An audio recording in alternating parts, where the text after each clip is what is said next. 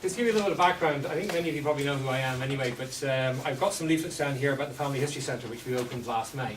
And if you haven't had a chance to go and visit the Epic Museum in Dublin, or come along to see our centre, I strongly recommend that you do so. Even if you don't come to our centre, go to the Epic Museum, it's fantastic.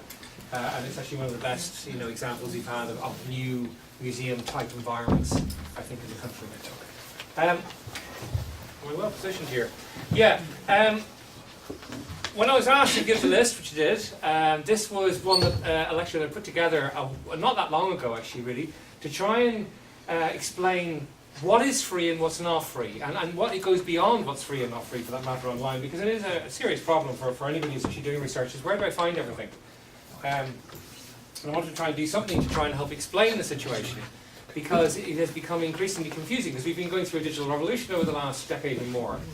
Certainly since I started in the business, which is in 1998, it's almost 20 years. We'll have a celebration next year, hopefully. So right, these are some of the major moments in which records have been made available for free. Most of you will be well aware of these. The National Archives of Ireland brought out the 1901 and 1911 census online for free. They've since brought out the Title Bottom books and a number of other records. Prony have been busy up in Belfast doing lots of stuff for free. Probably the most important has been the Valuation Office revision books for the 6 counties, which they brought out for free relatively recently. It's image only, unfortunately, but it's still wonderful by comparison with what the alternatives. Irish Genealogy has been doing fantastic work. That's the Department of Arts Heritage and the Gaeltacht. They've been digitising a lot of the church records not dealt with by the foundation centres, particularly West Cork and some of the other parts of the country which weren't dealt with. And also now they've actually put online the civil registration of births, marriages and deaths. Marriages and deaths are not complete yet, but they will become complete, so we're promised, over the next while. So, wonderfully useful. And the Military Archives, which I don't think should be forgotten about, has been doing sterling work with the records of the War of Independence and thereafter, about the Bureau of Military History Records, the Military Service Pension Archive and so on. Wonderfully useful, and it's all free too. And of course the National Library jumped in as well and brought out all of their wonderful collection of Catholic parish registers and put the images online for free. And you'd be sitting there looking at that going, well my gosh, I don't really need to do anything else except go and look at all these free resources. But there's 2 mistakes here. The first mistake I would say is that these are not the only free resources online, and I don't even have a chance to go through the wonderful array of materials that are made available from county libraries, volunteer groups. Particularly the county libraries, I think, are extraordinary range of materials being available to them. I'd like to touch a little bit on the stuff that I've been involved in putting online for free, to start with. And this is what Findmypast has done. When you go to the National Archives site, you'll get a chance to look at all the surviving bits of the pre-1901 census records. They weren't all destroyed. They were mostly destroyed, but not all of them. We have nearly 500,000 records from survivals from 1821, 31, 41 and 51. And we also have the census and search forms. Now we digitise all of these and index them and put them online for free from day one, but not just on our site, also on the National Archives site. Now if you're not familiar with these, I'll show you some of them. This is an example of probably a bit unclear, but it's an 1821 census return that survives from the Aran Islands. Can you imagine what that would be like if we'd had it for the entire country? It's a full head, it's not just a head of household census, it's a full name of every single member of the household census. It gives you their names, their ages, their occupations. That survives for Cavan very well. It survives for a couple of other places as well, but it's fairly limited, unfortunately. The 1831 census, it survives almost completely for County Derry, London Derry, and that is the first of the head of household census. You only get the head of households, you don't get the rest of the names of the people within the household, but you do get the numeric details about the numbers, and of course we get them broken down by religion too, of course, because it's an Irish record. We have to know exactly what religion they are. We'll go into more of that later. The 1841 census, again it's a head of household census, wonderfully detailed. The 1851 census. Now what survives for where of these free censuses? Which are on the National Archives website, as I said. Like I said, Cavan for 1821 and 1841, Derry for 1831. 1851 is a bit of a mishmash, bits of Antrim, bits of Galway. Again, it's all available for free, so you can go and have a look at it for yourself on the National Archives site or the Findmypast website. What's probably not so well known is that in 1907, or is it 1908, somebody here can correct me if I'm wrong, it's 1908 was it? Always get that wrong. We brought in a pension. And the pension required that you were 70 to get the pension. The pension was pretty paltry, but you know, for a lot of people it was pretty critical, as it is today. But how are you going to prove you're 70? We all know that civil registration of births only comes in 1864. So you could have proved that you're, what, 40? So how could you prove you're 70? Well, the only way to do it was to actually get a certified copy of the 1851 census, or the 1841 census in some cases. And they did that by filling in a form, and here's an example of a form that was filled in, and sent in to get a certified copy. We've digitised all the ones that survive in the National Archives, because there's another 130-odd thousand extra records from the 1851 census we wouldn't otherwise have because of this. And they were filled in by the person, which is actually, historically now, it's of interest as much for the people who filled it in as it is for the stuff they were looking for. So you get the name of the person making the application in whatever year it was, 1920 or 1919 or so on, where they were living, what they remembered about their birth, and they give the details, and then what was found by the searchers who went in to go and look. And of course they give full details from the household that survives. And all of those names have been digitised and put online for free. Now that was a project we did a couple of years ago. When the National Library brought out the Catholic Parish Register images, it's a big project. It's 11 million records. We looked at it, and we decided to look at any other organisation which might be interested in trying to index this stuff, because it wasn't indexed. And of course, so we talked to our friends in Ancestry, and the two of us split the project between us, and actually produced it. And most importantly, we not only digitised and indexed absolutely everything, we put it online for free. Now for free on both sites, I believe. It was certainly for free on our site from day one, but it's now free, I believe, on Ancestry as well. And that was an incredibly important project for a couple of reasons, not least because two supposedly arch rivals worked in partnership together. You'd be surprised how often that actually happens, because we're not that much rivals. But also because of what we learned. I have never seen more clearly evidence of the impact of the famine in Ireland. In the 10 years prior to the famine, compared to the 10 years after the famine, the number of births in the country more than halved. And that's extraordinary, because it's sort of a statistic you don't normally think about. What that means is that women of childbearing age had left the country, or died. More often, more likely, had left the country. And the impact of that's quite important. This is one of the many things we discovered from actually going to using this source material for non-genealogical purposes in a way, because of course these wonderful records have never been available for academic research either. And I'm slow to see the academics taking access to this wonderful resource of databasing. I'm trying to change that at the moment. So yes, here you know the records well, I don't need to go into them. Microphones are a bit crap, I know, we have to live with them. I'm still trying to convince many bishops over here to actually get us to image the originals again. They will be free forever, those records, on Findmypast. My point here is that just because we think of the cultural and public sector organisations as doing stuff for free, they're not the only people doing stuff for free. Even Ancestry, Findmypast, we all publish material for free as well. So there's a huge amount you can do for free. We got a bit crazy with Catholic records after we did the material in the National Library, well, I'll come back to that later actually. I want to finish up with the last major release of free material that I'm aware of, which was a release we did last September. It's been a while now, so it's due for another release of free material soon, I think. We released all the Valuation Office Field and House books from the National Archives, the Merchant Navy Crew List, the original will registers, and the Catholic Qualification and Convert Rolls. And I want to look at these a little bit in some detail because they're wonderful records and you may not be familiar with them. You all know the Griffiths valuation. I'd be stunned if there's anybody in this room who didn't know it. I imagine many of you are aware that the Valuation Office actually took records after that. They kept it updated with these revision books. I bet you many of you also know that they actually had records that predate Griffiths as well. They actually carried out, because the Griffiths valuation, its official name is the primary valuation. But just to confuse you, it's not actually the first valuation. It's actually, I think it's the second valuation officially, because the first valuation was actually a land quality originally survey for rates and for taxation reasons, which then turned into a survey of houses and other economic value, and then eventually turned into the townland valuation that we know well as Griffiths. So those earlier valuations are all still surviving, and of course the majority of them, actually all of them, are in the National Archives. We've put online about 80% of them. About 20% came in as a later deposit, which we haven't had a chance to do yet. Now this is a typical townland valuation, and you get lots of details about the land, and you will get details about some of the occupiers of the land. Not quite as comprehensive as Griffiths, but pretty good. You'll also get house valuations. Now this is comprehensive, all houses are covered. And these date back often to the 1830s. You can often go back 20 years earlier than Griffith in these. So it's a wonderful resource to compare. And we have 2 million names which came from this resource. There are 1.4 million from Griffiths. To give you an idea of the scale, it's actually comparable as a resource. It's very important. And these are more of the houses valuations. That's the Valuation Office records. The next record set that we released for free last September were the merchant crew lists. Now, which should be obvious to us. We're an island nation. We have a very large merchant marine. But it's not just an Irish merchant marine, it's a merchant marine which is international, because all merchant marines are. So we actually had kept a full register of every single merchant marine boat coming into Ireland and all of their ships' employee lists. And these had to be submitted every 6 months to authorities in Ireland for any boat coming into Ireland from the 1860s onwards.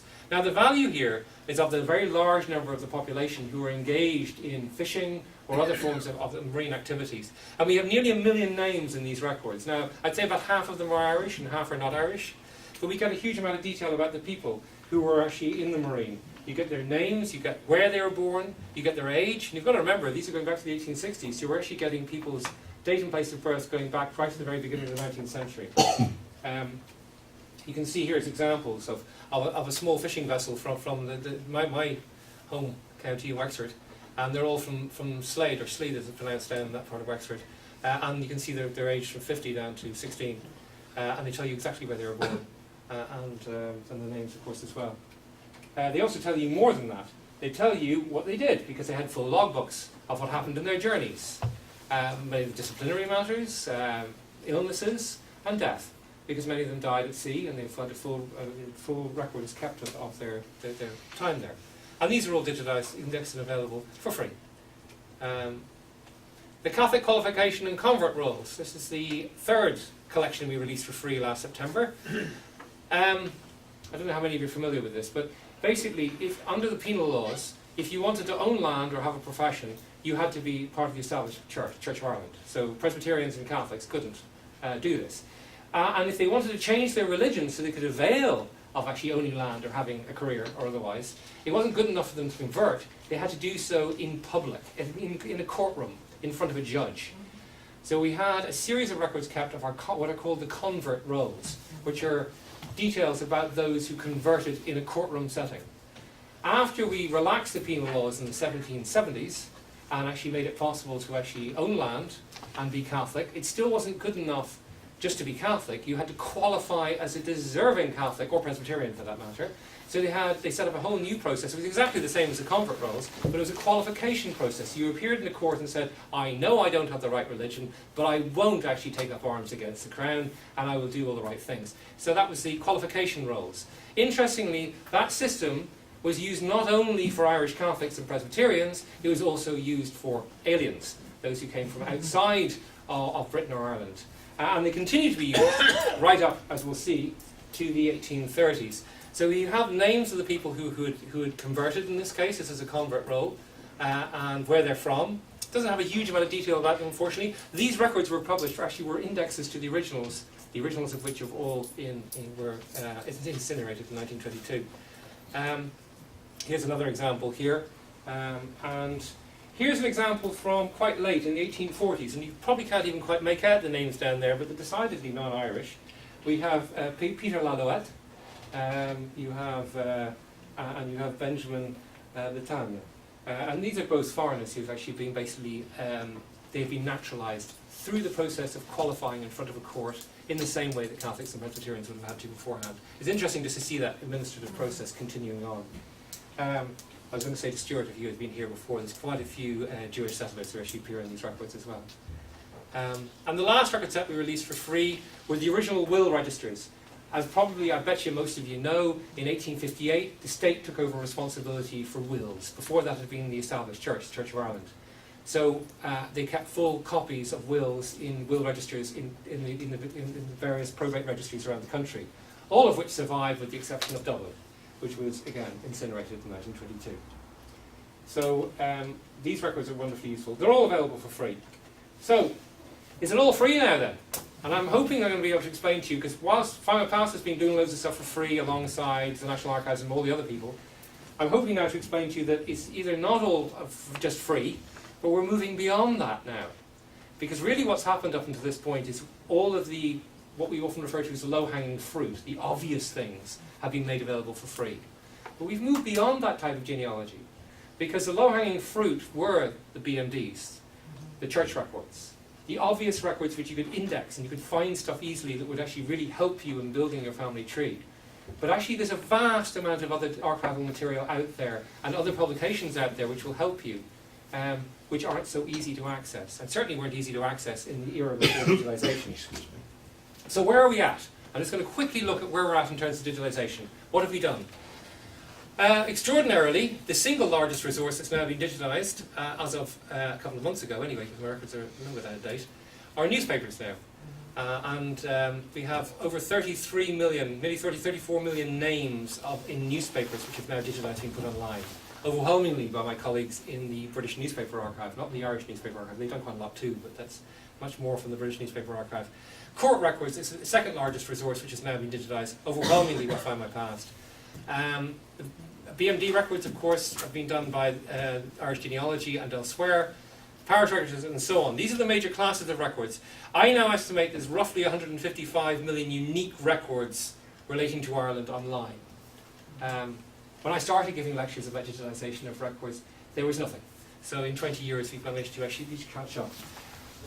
And in that 20 years we went from being, Ireland was remarkable for many, many years as being an impossible place to do genealogy where virtually nothing was online, to being in a situation which were equally remarkable where all the major records are now online but for free. So it's a very strange transformation compared to other countries.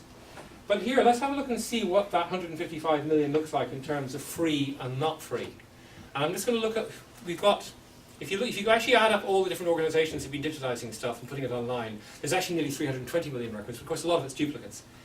But if you go through it, by far the largest publisher of material is Findmypast, and it's not done because I work for them, that's just fact. Ancestry are still at about half the pace that we are, though they're trying to catch up now, I notice, which is great. Family Search, the Mormons, have got 45 million Irish records online. Roots Ireland, very targeted records, very important indexes that they have, but they've got just over 20 million records. Irish Genealogy, 18 million. The National Archives, 13 million. The National Library, I've given them 10 million for the Catholic Parish registers, even though they don't really have stuff that's indexed. And then Prony, again, most of their records amount there is mostly from the Valuation Office books. And then the Family History Centre Genealogical, who have a lot of material online now as well, and so on. But that tells you, roughly speaking, what's been achieved. If you look down through that list of what's free and what's chargeable, there's quite a lot in the middle there that's free, but the bulk of material is still, in Findmypast and Ancestry, Roots Ireland, is still behind a paywall. Now, a lot of that will become free because Findmypast, the relationship they have with the National Archives, means that it's only commercial only for a short period, for 5 years usually. So when they do a record collection, I should say when we do the record collection, we digitize, we index, we put it online behind the paywall for 5 years, then we give everything to the National Archives and they put it online for free. So a lot of what I have there will become free, but it's not yet free yet. So that's a quick snapshot of where we're at in terms of record digitization in Ireland. What's not free? I'm going to start focusing in on what's not free. And then we're going to look at the end of all of this about how we knit together the stuff that's free and not free to build that story that we all want. I should say there should be another large chunk at the very end of it saying all the stuff that hasn't been done yet, and I don't have time to even begin doing it. The one thing I will say to you is that we have hardly scratched the surface in terms of digitalization. And we can talk more about that afterwards if you're interested. Everybody knows the Griffiths valuation. You all know it's free on Ask About Ireland. It's also available on Findmypast and Ancestry and just about everybody else too. What's different is the maps. Now the maps have caused a little bit of consternation because when Ask About Ireland put up their lovely maps, those maps date from the early 1880s, which is a full generation after the famine. The plot numbers had all mostly had changed in the meantime. This is an example of a street map from Banshire from Tipperary. It is officially a Griffiths valuation map. There's a problem with this, because this is actually on Findmypast. I don't think it's really on anywhere else. But it can't be a Griffiths valuation map, can it? I mean, we've got at least one map expert here who should be answered and tell me why this can't be a Griffiths valuation map. But to actually answer it for you, it's because there were no town plans being produced until the 1770s. It's impossible for the Griffiths valuation staff to have used this as a Griffiths valuation map, but the Valuation Office are absolutely convinced it is a Griffiths valuation map. So we have this problem even with the original maps which are online. Okay? Now the Ask About Ireland site have started to put up the original maps, but they're in poor order. Findmypast has them online in slightly better order, but I suppose the answer is this is the first well-known resource where you can't get everything you need for free, even though you think you can. That didn't come out very well, did it? Anyway, we'll move on. The Landed Estate Court, one of the gems of resources for land records from the early 19th century. This is only available online commercially. Technically speaking, it should be available for free now because it was done by Findmypast back when we launched in 2011. We're now 6 years later. The National Archives are not in a position to take it on board to put it online for free because they don't have either the internal resources or the financial resources right this minute. I'd say they'll do it later this year. But what is the Landed Estate Court Rentals? How many of you are aware of this source? Okay, a few of you are. I'll run through it really quickly because I've got a lot of stuff I want to talk about, so I'm going to get too caught down in any one source. But in the mid-19th century, we had a tragedy afflicted the country, as we all know, the famine. And the government of its day, like governments of most days, looked at it and went, yeah, we have a serious problem. Landlords don't have any money. You better go and bail them out. So they decided to actually divert massive amounts of state resources into bailing out the landlords. Does it sound familiar? Yes. Things haven't changed at all, have they? So we had probably the single largest. It wasn't as expensive as bailing out the banks, I have to say, but it was close in terms of value and cost. The reason why the landlords were in financial difficulty is because their tenants were in such large numbers and couldn't pay their rent. And as a consequence of which, they were going bankrupt. Now that would be fine if it was an ordinary business, you just declare bankruptcy and go through it, but landlords didn't have the ability to do that because they only had a life interest in their land. The land was entailed, therefore the land automatically went on for generation to generation. It was an illegal impossibility. They couldn't sustain themselves, they were bankrupt. Anyway, this government stepped in, said, don't worry, we'll take control of the estate, we'll take whatever assets you have, we'll clear the debts, and we'll sell the land. Now, why is this important? It's important because the record series starts in 1848. When they sold the land, the new purchaser got clear title, parliamentary land title, which was nice and clean, no encumbrances, but it meant there was no reason to hold on to the records for those estates any longer, because the older records were now no longer of any use. The only reason why landlords keep estate records is to prove title and ownership, not to help you and me. So in virtually all cases of land, and about 25% of the country was sold in this way, there are no earlier estate records kept. But what there is a rental of who was renting what land at that moment that it was sold. And these rentals are really important resources for us because they allow us to peek back earlier than not just Griffith, but also many parish records that survive. Here's an example of one from one townland. And you have a list of the tenants' names for that townland, the days they pay their rent, which is usually twice a year, in March and September, the amount of yearly rent they pay, and the nature of their tenure, this column here, which you can't see terribly well, I'm sorry to say. But all of these are tenants from year to year. They have no formal lease, which would be a very large percentage of the rural population had no formal lease. So they would not turn up in leasehold documents anyway. And they often wouldn't turn up in formal rentals because they don't have any security of tenure. So these are really important types of records, and this is from 1850, so it's really quite early. Here's another example. This is one that gives you an idea of the power of the resource in terms of doing research. This is for a little-known family, the Kearney family from Moneygall. Some of you might remember from when President Obama visited. This is his ancestry. Now, why is this important? Well, when we took up, my colleagues I should say, because I shouldn't take credit for this at all, it was mainly Ken and the rest of the research team, when they took up the challenge of researching President Obama's ancestry, all they knew is that he came from Moneygall in 1851. And the parish records don't survive for the C of I parish of Moneygall for a whole chunk of period of time to actually allow them to go back. But they were able to find them as tenants in this record. And why was that important? Well, we'll go and have a look and see what the record has to say. It tells you the actual nature of their tenure. This is from 1850. But it tells you that they held their land under a lease from William Minchin, the landlord, to a William Kearney and Joseph Kearney, dated the 1st of May 1800. And it goes on to say that the land was for the lives of William Kearney and Joseph Kearney, his brother, so we know his brother there, and also his son, Joseph Kearney.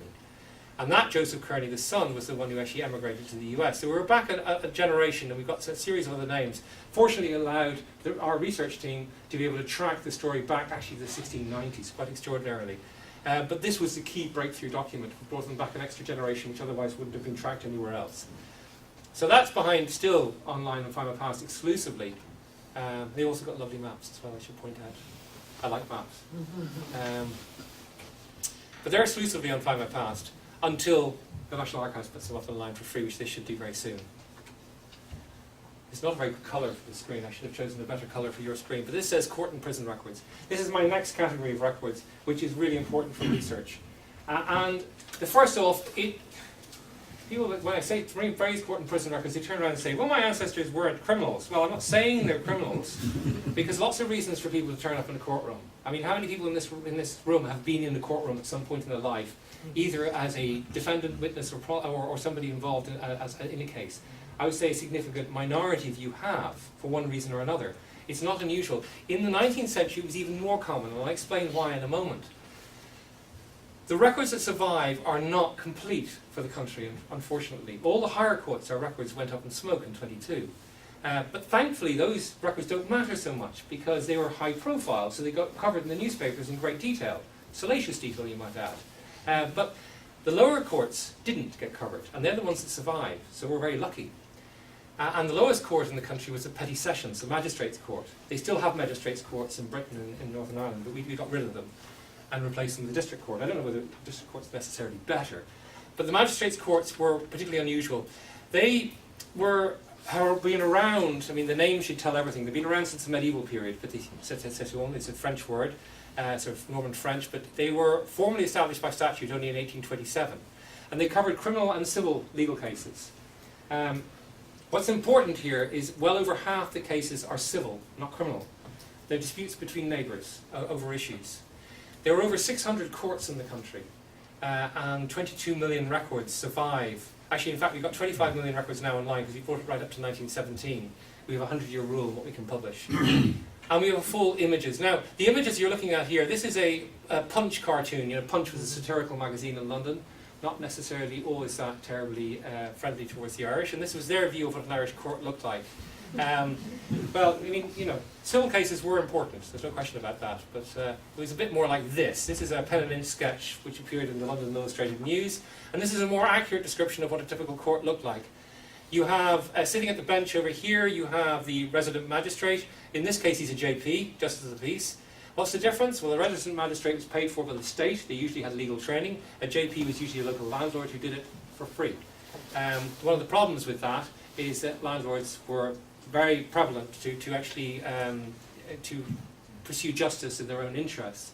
The government itself realised that, which is why from the 1830s onwards they slowly started replacing the JPs with these resident magistrates. And who else do we have in the room? Down at the desk over here on the left, you have the recorder writing in the book of the cases. Those are the books we digitised and published.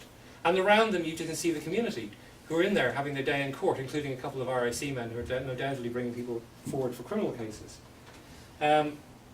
Now, you can probably not read this terribly well, but this is a typical page of a Petty Sessions Court register. And on the top line there, this is a case which I've often used as an example because it touches on many different things. But it's from 1898, and it's in Templemore in County Tipperary. And it's a case taken by Joanna Maher against her brother, Patrick Maher. And Joanna takes a case claiming that on the night of the 14th of August in 1898, Patrick Maher accused her of being a witch. And she defended herself, and there seemed to be some sort of fracas, and she went on to say that he was a dangerous lunatic. Now, you can sit there and laugh about it and say, right, this is a siblings having a row in court. The interesting thing is about it, what happened to Patrick? Well, the judge decided, whoop, I'm running ahead. Sorry, I've lost control of the machine over here. No, don't worry, ignore that. I can read from this. What happened is that Patrick was sent to the district lunatic asylum.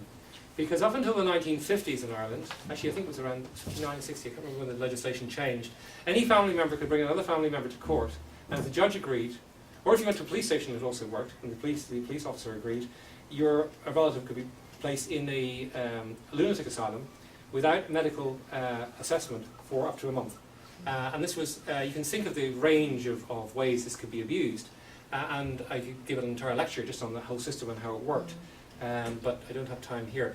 But typically, most of the cases are like here we have road nuisances, drunken disorderly behaviour, having an unlicensed dog, and I'll talk about them in a moment. Common assault, you know, sort of fracas outside a pub on a Saturday night. This is the typical stuff you find in these records. The sorts of things that, you know, dare I say it, there'll be some family member will be responsible for, and will actually open things up a little bit.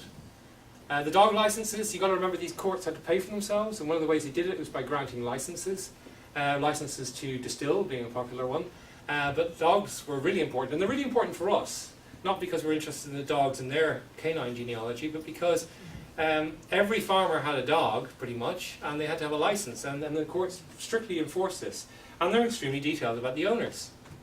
So we get a list of all the owners, their addresses, the type of dog they had, and how much they had to pay. And when you're exceptionally lucky, you actually get the names of the dogs too. There we go. Anyway, and I should actually point out that that previous one is from Rafo in Donegal and predates local parish registers by a good 10 years or more. The prison, we had one of the defining features of Ireland in the 19th century, which is difficult to get across to people who haven't studied it on these sorts of records anyway. We had twice the number of courts, twice the number of the prisons. We had a much, much better and more efficiently run police service. We had twice the number of people went through the court system than they had proportion to population in Britain. There's no surprise there. Ireland was a semi-policed state in the 19th century. It was a I wouldn't call it a police state quite so far, but it veered towards that direction in ways which I never actually realised. The prison records are extremely detailed. We have 2.7 million prisoners prior to 1924. Given the scale of the population, you get an idea of just how many people went through the court and prison system. So when you think that your family doesn't touch on this, think again. We had a very different world we lived in then, or our ancestors did. The records are incredibly detailed, so be delighted when you find them. Again, the image isn't doing much justice here, but here we get names, you get address, you get eye colour, hair colour, weight, height, religion, of course, because they all track religion. Sometimes for logical reasons, because you might die in custody, in which case you know which cleric to call, but sometimes it was just simply for statistical purposes. You find out where they were born, their next of kin and where they live, their occupation, whether they can read and write. It's vast amounts of detail you get about them, along with, of course, whatever crime they committed and why they're there. And you also get the names in the column on the crimes about who they might have attacked. Here's an example here of an assault on an Ellen Miha from Kappa, so she's the victim. We've indexed all of these names as well. So you can get a slightly three-dimensional view of these records. I'm sorry the image is not actually clearer for you to look at. But we also, the prison system was also responsible for certain aspects of what we would generally refer to as the medical service today. They ran the state inebriate reformatory. We could go another lecture as well on Ireland's relationship with redeem and drink, but the value here is that these records, for every single person who went into this medical service, because it was understood as a medical service, they gave you 2 pages worth of information about them, including a family history. Because they wanted to understand why people became alcoholics. And the case here we have is a tragic story of a lady from the 1890s who grew up in Swinford workhouse, became an alcoholic at quite a young age. She drifted into prostitution as she got older, into criminality. She had several children, and it tracks her life and her parents and what her parents would be like. Her parents had been small farmers. Her father disappeared when she was quite young.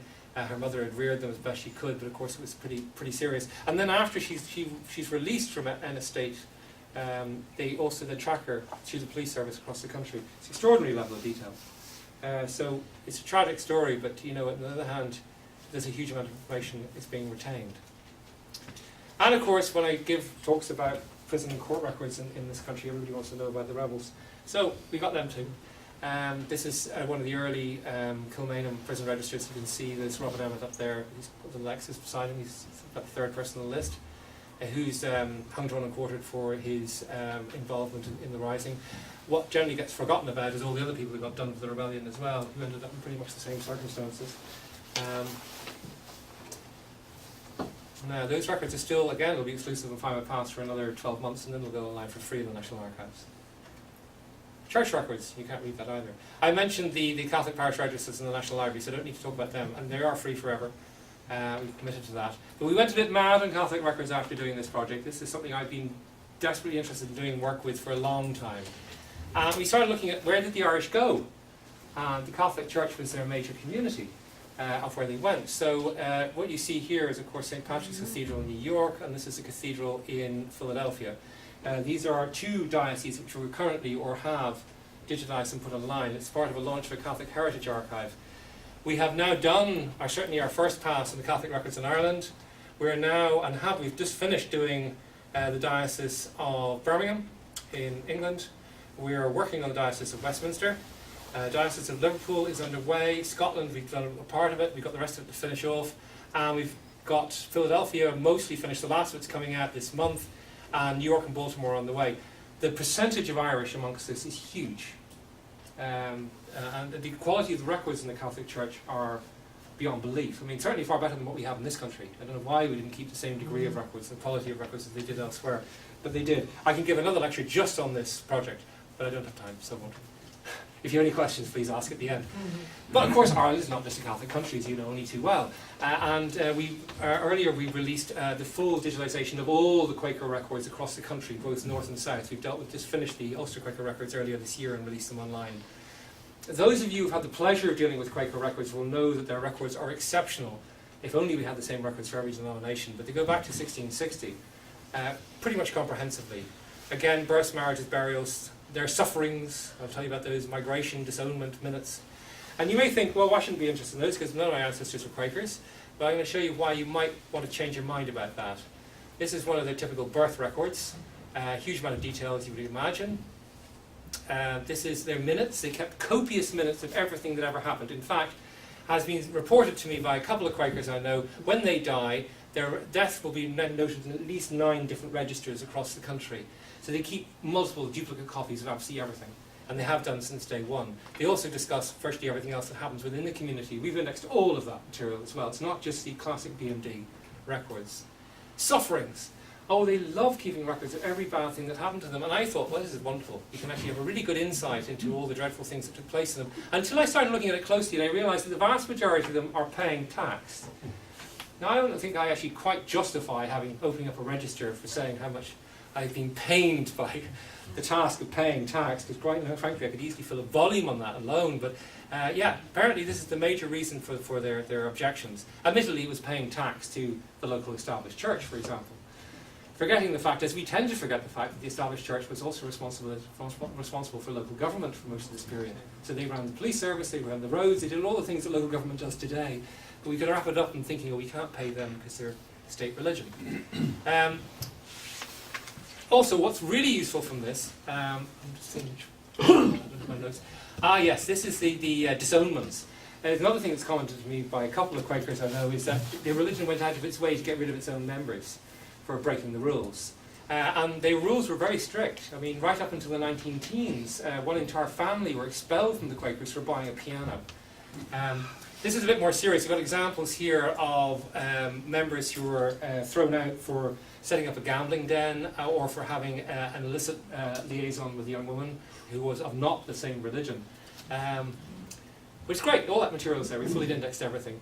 And then of course, removals. When you moved from one Quaker meeting to another, you would actually leave with a letter of introduction to go to the new meeting. And they have copies of all of these letters for people leaving and coming in. So you can actually track where a family's going to. Wonderfully useful. Now, I said to you, you may think that your family is not Quaker, you wouldn't be interested in. Well, I'm going to show you a Quaker marriage. Quaker marriage, I've underlined all the obvious bits that you would be interested in, the names of the people getting married, where they're from, who their fathers are, where they were born, all that sort of stuff, and when they got married and where it was. But they also list off everybody who attended the marriage. And if you also get lucky, they often give you the dates of birth of every single person who attended the marriage. Now, we lived in the 18th century and 19th century Ireland, sectarian as it may have been, it was a pluralist country. People of different faiths lived side by side, not always friendly, but they often were friends, but they often knew each other well enough to invite each other to a wedding, even if they weren't of the same faith. So have a look at that, because we've indexed all of these names too. And they're exclusively available on Findmypast. We're working on many other church records, I should say now. We've just got a major collection of records of the Church of Ireland records for the entire province of Munster, and we intend to have that online later this year, which is great. And of course, we also have got other records. We've done individual projects in certain select regions of the country. We've got access to all denominations, including one from County Down, where we got all of the Church of Ireland, Presbyterian and Catholic records. We're able to image them all from scratch and put them online. And we're doing more and more of that when we can. Newspapers. God, I wish these slides came out clearer, but this is a map of the country showing what newspapers we've managed to digitise so far. As we've done 136 newspaper titles, 404,000 issues and 2.25 million pages. Newspapers were never a typical genealogical source in the past because they're incredibly difficult to use. How do you go and search them? I mean, it's a massive task, but digitization suddenly makes it relatively straightforward. It has problems, I know, OCR problems and so on, but at the same time it becomes a usable resource, like all the other resources I'm talking about. And this is one of the great powers of digitization. Suddenly, we stop just looking for the low-hanging fruit, we start looking at everything else, and we start getting a really full and detailed history of a family.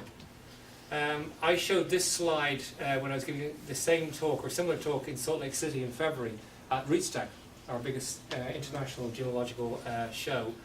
To show them that, 1869 in Dublin, there's a big article about what's going on with the Irish community in Salt Lake City. Because it's all connected. And they talk to each other and they communicate about what's going on. It's not so distant from each other as we might like to think.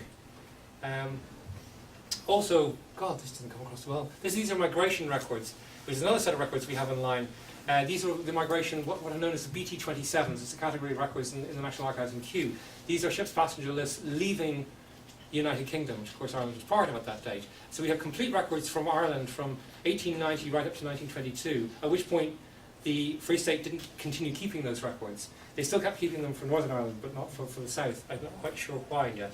I was kind of hoping they might live somewhere that hadn't been found, but I don't think they were kept. We have the largest collection of directories online, some of which you'll find elsewhere too. Wills, we have a huge collection of wills online. I'm conscious of the fact that I've been talking for quite a while, but I'll just keep... Oh, military records. I think it's safe to say that between Findmypast and Ancestry are the largest collections of British military records online, all of which are commercial. They're not free, I should say. And they're incredibly detailed.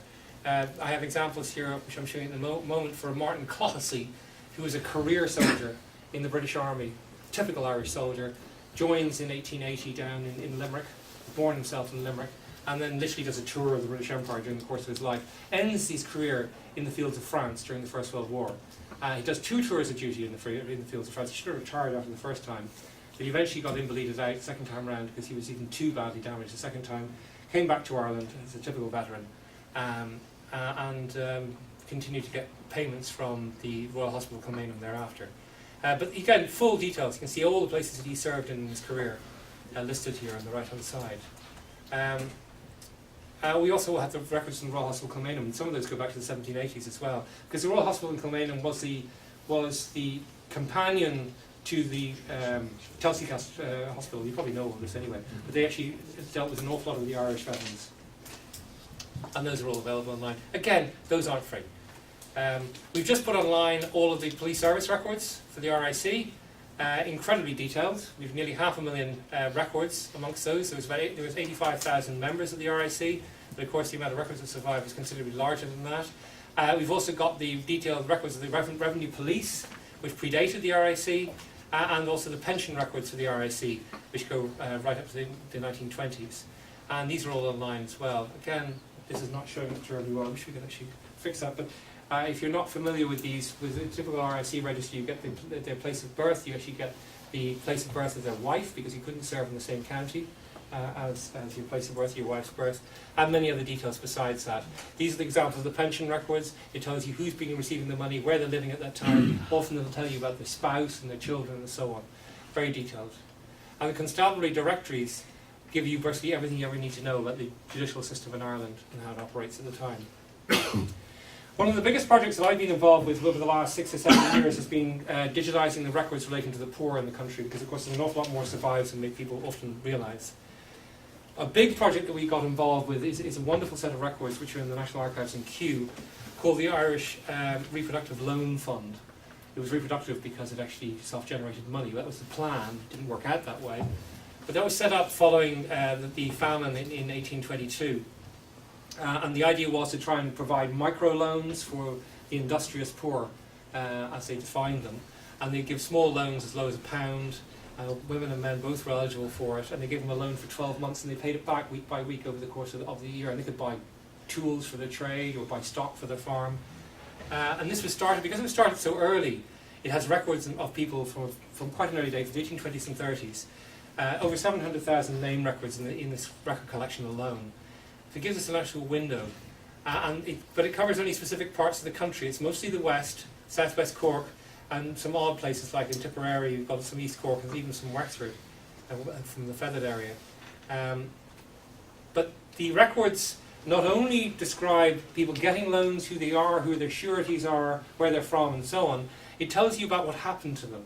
Now, I wish you could see this better, because this is a typical page from the survey that was carried out in the 1850s by the county clerks to find out what happened to all of these loans. This is post-famine.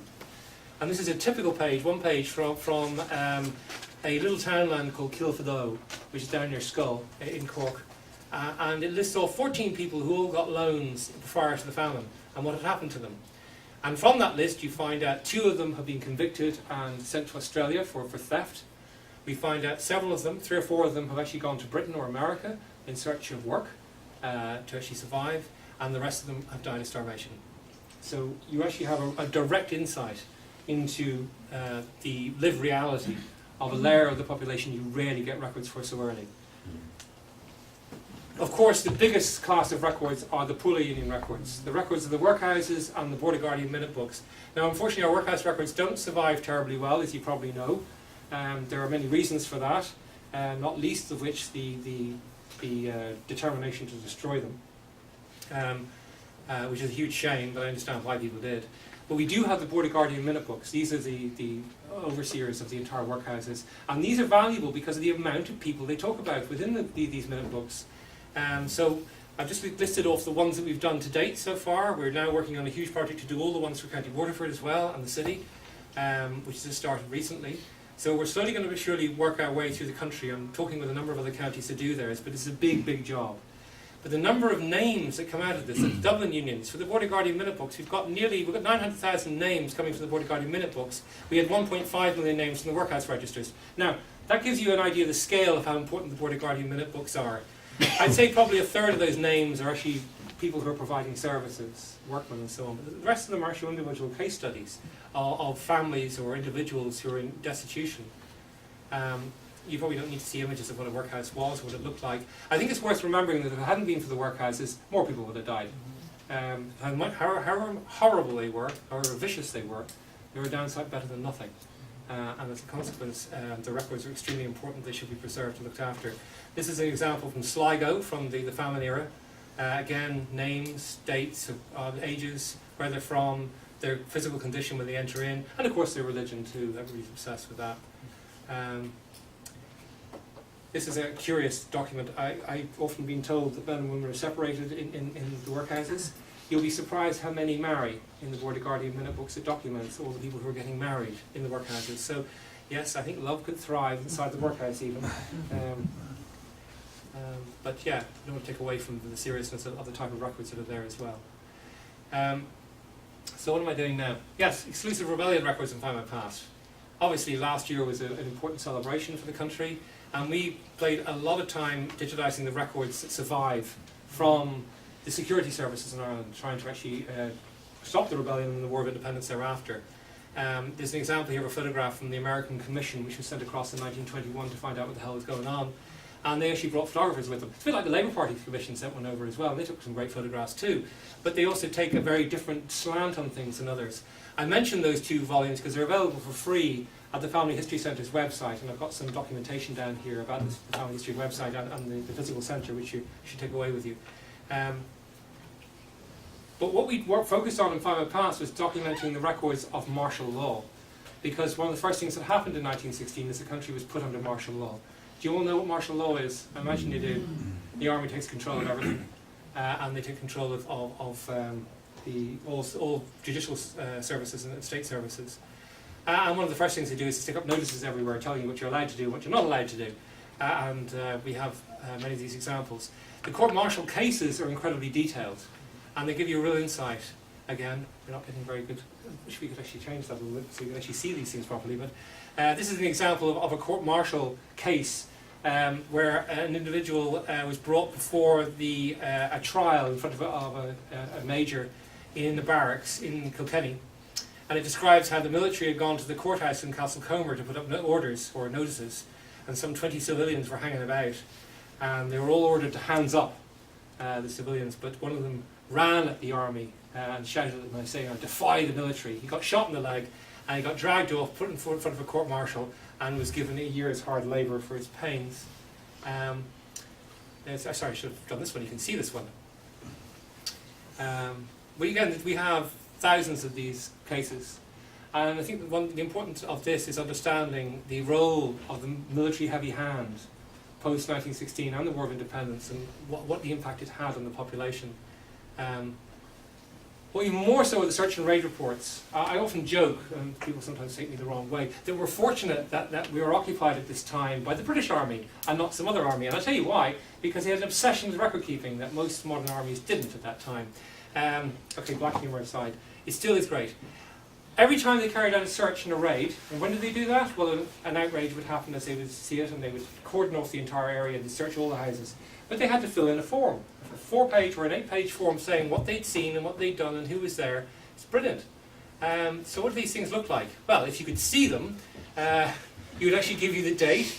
I think I've done this one often enough, I can tell you what it is. This was the night of the 10th and the 11th of December in 1920, and it tells us that Lieutenant A. Bowman of the South Lancashire Regiment had gone into the house of Thomas Farrell, and inside they found Kathleen, his wife, and 3 of their daughters, which they'd given their names as well, which I can't remember unfortunately off the top of my head. They went there because they'd been told by the local policeman, Constable 69E, don't even get his name, that this guy, Thomas Farrell, had been involved in 1916. Thomas turns around and says he wasn't involved in anything of the sort because he was in Manchester as a brickie at the time. Anyway, what happens to him? He gets taken off to the barracks to actually be court-martialed. I'm not quite sure what happened to him, I didn't find his case. And there's many, many other cases like this. This is one that I'm particularly fond of, and you can probably just about make it out. This was a raid around the same time in Kappa and Innishteeg. They went into Thomas Hanrahan's house in Kappa. He was a farmer there. And it lists off everybody who's in the household. And you get like this Mrs. Hanrahan, his mother, his sister, 3 of his sisters are there, his brothers are there, other people who are in the house, including 2 guys at the bottom who, because they tell you everywhere where they were born. Like, these people were all born in Kappa or in Britus. The last 2, we don't know where they were born. They have no permanent occupation or address, and we don't know very much about them. There's a Bernard Stewart, who was born in Roscommon, and an Edward Holland, who was born in Fermoy, apparently. And there's a little note on the side, they thought to be alias names. I had to give this lecture to a series of about 25 libraries last year as part of our tour of the country. And I arrived in Kilkenny, and I was told who that Bernard Stewart was. It was Ernie O'Malley. He was on the run and in hiding, and he got caught at that time. Wish they'd stopped him going into the forecourts in 1922, though. Oh, I'm sorry, I'm not going to hold that against him. I'm serious, I'm not going to try and protect him for that. He's a very smart man, he should have known better. He really should have known better, he knew what he was at. Anyway, that aside. So how do we link these records to build a story? Now I'm going to give you one case study, and I wish I had my notes to make it easier. This is a story of Rick Collins from Scull in County Cork. Now this is a certificate of leave, and this is from Australia in 1849, and it tells us that he's been now allowed to go off and join everybody else. He's gone past his criminal phase. That's what often happened in Australia. He can now just pick up sticks and actually create a life for himself. He'd been sentenced for 7 years, but he'd obviously been released out early for good behaviour or otherwise. This is only available on a pay-for website. Let's go back a bit. Let's find out about Rick Collins. Well, the only place we're going to find out about him is going to the National Archives website, where they have their free database of convict transportation files, and here he is. This will tell you about his transportation. It tells you his trial date was in 1847. He was done for burglary. He got 7 years transportation, and he was in the Havering, because we found that the same name of the ship in the other form, so we know this is the right person, and he was tried in County Cork. Now we want to go and take back this a little bit further back. Well, let's go back into the prison records. He must have been in a prison before he got on the ship. We've got to go back to Findmypast to go and find those prison records.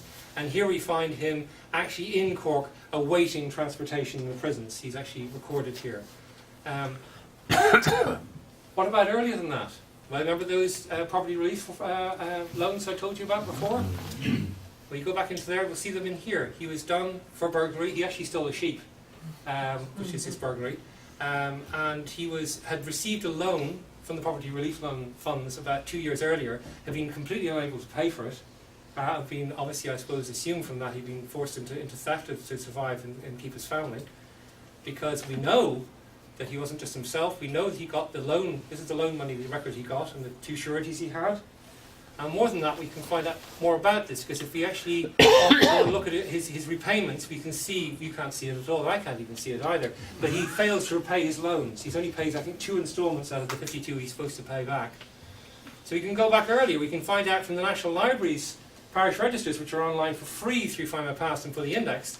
There's his marriage. He marries Mary Bahan in West Scull in Kilno Parish in 1845. So he's married. He probably has a family as well. So we're now beginning to build a story about who this guy was. Then we can also find out his baptism, again through the same source. We can also find out more, though, because that, again, we've used a free source here. We can go back into, again, the paid-for sources, the actual newspapers.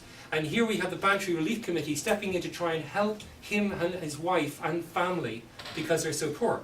And they're listed off as a number of people that are being tried to be helped by the Bantry Relief Committee as part of the workhouse efforts at the same time. So we can now build up a story about this man who ended up in Australia from using both free and not free sources. But one or the other wouldn't have given us the full story. So I think really what I'm trying to do, I was going to say what's next, but I'll finish up here. Yeah. What I'm trying to do is show you that to actually build a story of any family, you're going to have to be fairly broad ranging in the sources that you use. And not only a proportion, probably about 30 million of those 155 million records are available free. And more will be available free, no doubt, in the future, but there's also so much more that's available commercially, and so much more beyond all of this which hasn't even been touched yet. What's coming soon on Findmypast, we're bringing out this Church of Ireland records from Munster. We've got the Beetham, Thrift and Crossley abstracts, which are going to be out very soon. That's a massive collection in the National Archives, which has been very difficult to use, and many, many more. I should also mention, as members of the DSI, you're entitled to get a subscription for a year at half price, so it saves you 57 quid. So if you don't know about that, now you do. Thank you very much. Thank you very much.